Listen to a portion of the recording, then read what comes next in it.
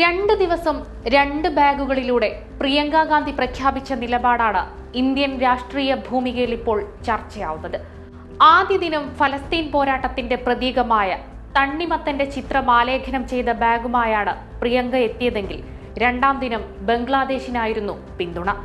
ബംഗ്ലാദേശിലെ ഹിന്ദുക്കൾക്കും ക്രിസ്ത്യാനികൾക്കും ഒപ്പമെന്ന് ആലേഖനം ചെയ്ത ബാഗുമായാണ് പ്രിയങ്ക ഗാന്ധി ഇന്ന് പാർലമെന്റിലെത്തിയത്.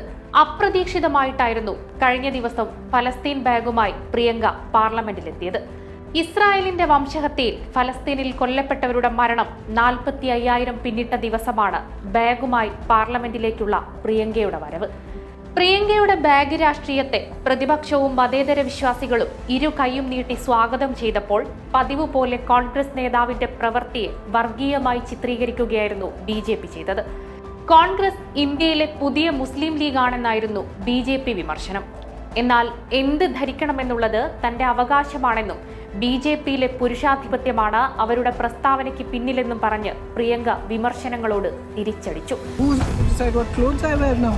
Who's going to decide that? That's typical patriarchy that you decide what clothes women wear also. രണ്ടാം ദിനത്തിൽ ബംഗ്ലാദേശിലെ ന്യൂനപക്ഷങ്ങൾക്ക് പിന്തുണ അറിയിക്കുന്ന ബാഗുമായി പ്രിയങ്ക എത്തി. ഇതിലൂടെ രാഷ്ട്രീയ പ്രതിഷേധങ്ങളിൽ തനിക്ക് വിവേചനമില്ലെന്നും ലോകത്തെ ദുരിതമനുഭവിക്കുന്ന ജനങ്ങൾക്കൊപ്പമാണ് നിലകൊള്ളുക എന്ന രാഷ്ട്രീയ പ്രഖ്യാപനം കൂടി നടത്തിയിരിക്കുകയാണ് കോൺഗ്രസിലെ യുവ നേതാവ്. രാഹുൽ ഗാന്ധിയെക്കാളും ദുരന്തമാണ് പ്രിയങ്ക ഗാന്ധിയെന്ന് BJP നിരന്തരമായി വിളിച്ചു പറയുന്നുണ്ടെങ്കിൽ അവർക്ക് ലഭിക്കുന്ന രാഷ്ട്രീയ ജനകീയ പിന്തുണ BJPയെ അലോസരപ്പെടുത്തുന്നുണ്ടെന്ന് തെളിയിക്കുന്നതായിരുന്നു പ്രിയങ്ക ഗാന്ധിയുടെ ബാഗ് രാഷ്ട്രീയത്തോടുള്ള അവരുടെ പ്രതികരണം.